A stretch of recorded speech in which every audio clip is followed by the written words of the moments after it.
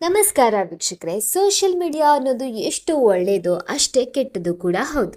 ಅದರಲ್ಲೂ ಮಹಿಳಾ ಸೆಲೆಬ್ರಿಟಿಗಳು ಆಗಾಗ ವಿಕೃತ ಮನಸ್ಥಿತಿಯ ನೆಟ್ಟಿಗರ ಕಾಟಕ್ಕೆ ಒಳಗಾಗ್ತಲೇ ಇರ್ತಾರೆ ಅಂತಲೇ ಹೇಳ್ಬೋದು.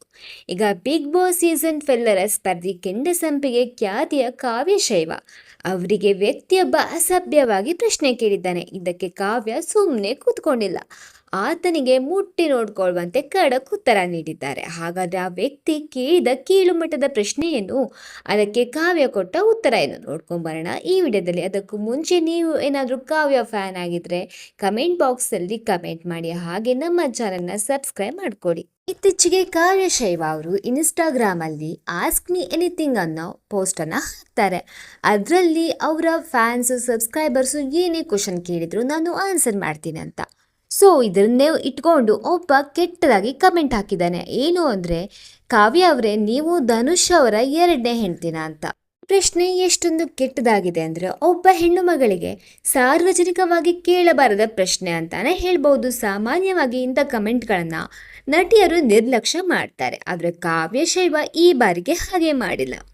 ಆ ವ್ಯಕ್ತಿಯ ಪ್ರಶ್ನೆಗೆ ತಿರುಗೇಟು ನೀಡಿದ್ದಾರೆ. ನಿಮ್ಮ ಮನೆಯಲ್ಲೂ ತಾಯಿ ತಂಗಿ ಇರ್ತಾರೆ ಅಲ್ವಾ, ಅವರ ಹತ್ರನೂ ಇದೇ ಥರ ಮಾತಾಡ್ತೀರಾ ಅನ್ನೋ ಅರ್ಥದಲ್ಲಿ ಖಾರವಾಗಿ ಪ್ರತಿಕ್ರಿಯಿಸಿದ್ದಾರೆ. ಹಾಗೆ ನಿಮ್ಮ ತಂಗಿ ಇಲ್ಲ ಅಮ್ಮಗೆ ಅವರ 2ನೇ ಹೆಂಡ್ತಿನ ಅಂತ ಕೇಳ್ತೀರಾ ಅಂತ ಕೂಡ ಹೇಳಿದ್ದಾರೆ.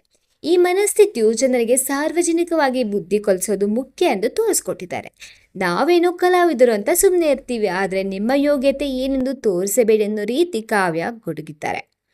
ಕಾವ್ಯ ಅವರ ಈ ಧೈರ್ಯದ ನಡೆಯನ್ನು ನೋಡಿ ಅವರ ಫಾಲೋವರ್ಸ್ ತುಂಬಾನೇ ಸಪೋರ್ಟ್ ಮಾಡಿದ್ದಾರೆ ಅಂತಾನೆ ಹೇಳ್ಬೋದು. ಸರಿಯಾಗಿ ಹೇಳಿದ್ದೀರಾ ಮೇಡಮ್, ಇಂಥವರಿಗೆ ಹೀಗೆ ಉತ್ತರ ಕೊಡಬೇಕು ಅಂತ ಕಮೆಂಟ್ ಮಾಡ್ತಾ ಇದ್ದಾರೆ. ಇತ್ತೀಚಿನ ದಿನಗಳಲ್ಲಿ ಸೈಬರ್ ಬುಲ್ಲಿಂಗ್ ಹೆಚ್ಚಾಗ್ತಾ ಇದೆ ಅಂತಾನೆ ಹೇಳ್ಬೋದು. ಆದರೆ ಕಾವ್ಯ ಶೈವ ಅವರ ಪ್ರತಿಕ್ರಿಯೆ ಬೇರೆ ನಟಿಯರಿಗೆ ಕೂಡ ಧೈರ್ಯ ನೀಡುವಂತಿದೆ. ವೀಕ್ಷಕರೇ, ಕಾವ್ಯ ಶೈವ ಅವರು ನೀಡಿದ ಈ ಉತ್ತರ ಬಗ್ಗೆ ನಿಮ್ಮ ಅಭಿಪ್ರಾಯ ಏನು? ಸೋಷಿಯಲ್ ಮೀಡಿಯಾದಲ್ಲಿ ಇಂತಹ ವಿಕೃತ ಕಮೆಂಟ್ ಮಾಡುವವರ ವಿರುದ್ಧ ಯಾವುದೇ ರೀತಿ ಕ್ರಮ ಕೈಗೊಳ್ಳಬೇಕು? ಕಮೆಂಟ್ ಮಾಡಿ ನಮಗೆ ತಿಳಿಸಿ. ಹಾಗೆ ನಮ್ಮ ಚಾನೆಲ್ನ ಸಬ್ಸ್ಕ್ರೈಬ್ ಮಾಡ್ಕೊಳ್ಳೋದನ್ನ ಮರಿಬೇಡಿ.